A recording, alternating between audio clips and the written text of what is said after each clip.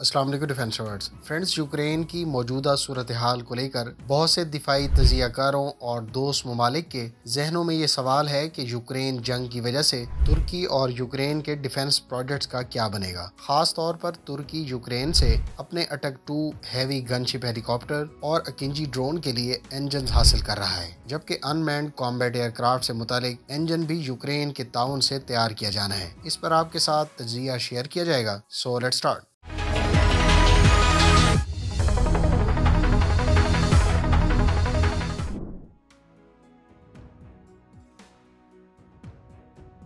तुर्की और यूक्रेन काफ़ी अरसे से डिफेंस इंडस्ट्री से मुतालिक एक दूसरे से वसी ताउन करते आ रहे हैं। हुकाम के मुताबिक दोनों ममालिक का एक दूसरे से ये तावन दोनों अतराफ के लिए विन विन सिचुएशन है। मिसाल के तौर पर जहां यूक्रेन तुर्की के अकिंजी ड्रोन के लिए AI-450T इंजन प्रोड्यूस और डिलीवर कर रहा है, वहीं तुर्की के हैवी गनशिप हेलीकॉप्टर T-929 और अनमैन्ड कॉम्बैट एयरक्राफ्ट के लिए इंजन के बारे में यूक्रेन से हासिल किए जाने का मंसूबा है। दूसरी जानिब तुर्की न सिर्फ यूक्रेन को TB2 ड्रोन फराहम कर चुका है, बल्कि इनकी लोकल प्रोडक्शन और स्मार्ट मिनीशन की फराहमी समेत तुर्क साख्ता नेवल शिप्स भी यूक्रेन को फराहम की जाएंगी। अब यहाँ सवाल ये पैदा होता है कि रूस और यूक्रेन की लड़ाई में इन दोनों ममालिक के दिफाई ताल्लुकात और ख़ास तौर पर तुर्की के अटक 2 हेलीकॉप्टर और अकिंजी ड्रोन प्रोजेक्ट का क्या बनेगा, ये जानेंगे हम अगली स्लाइड्स में।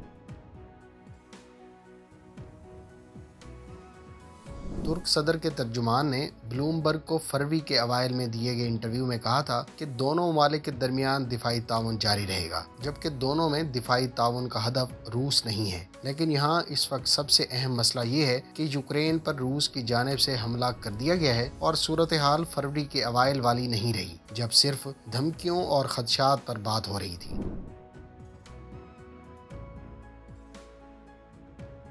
यूक्रेन का दूसरा अहम शहर खरकोव दरअसल मिलिट्री प्रोडक्ट्स बनाने वाली इंडस्ट्री का गढ़ है, लेकिन ये शहर रूस के साथ मुल्हिका सरहद पर वाक़े है और यकीनी तौर पर हालिया हमले के अहम टारगेट में से एक रहा होगा। खरकोव डोनेट्स्क और लुहानस्क के करीब है, जो इस जंग के महवर समझे जाते हैं। लिहाजा हम ये कह सकते हैं कि यूक्रेन और तुर्की के दिफाई ताल्लुकात यूक्रेन के शहर खरकोव की लोकेशन को लेकर रूस के यूक्रेन पर हमले से मुतासिर हो सकते हैं, ना कि तुर्की और यूक्रेन के दरमियान किसी पॉलिटिकल बैलेंस की वजह से।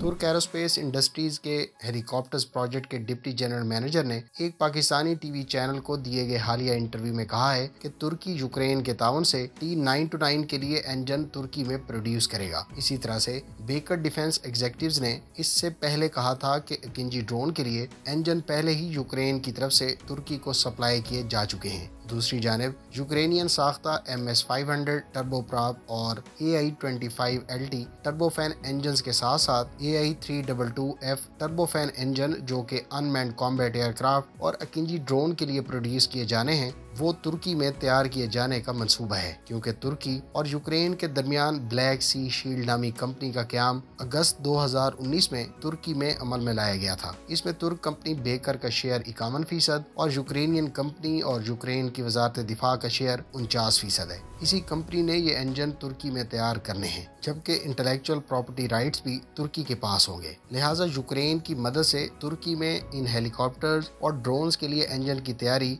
या पहले से फराहमी खासी अहम है, क्योंकि तुर्की इससे पहले अमरीकी इंजन से मुतल्लिका काफ़ी मसला फेस कर चुका है, जो अभी भी एक लिहाज से जारी है। लेकिन लगता यही है कि तुर्की इस मामले में शायद पहले ही यूक्रेन के ताउन से इंजन की तैयारी पर काफ़ी आगे जा चुका है, जबकि ड्रोन्स के लिए न सिर्फ तुर्की मकामी सतह पर इंजन तैयार करने की सलाहियत हासिल कर चुका है, बल्कि यूक्रेन से पहले ही बड़ी तादाद में अकिंजी ड्रोन के लिए इंजन रिसीव कर चुका है। आपकी इस बारे में क्या ओपिनियन है, कमेंट करके ज़रूर बताइएगा।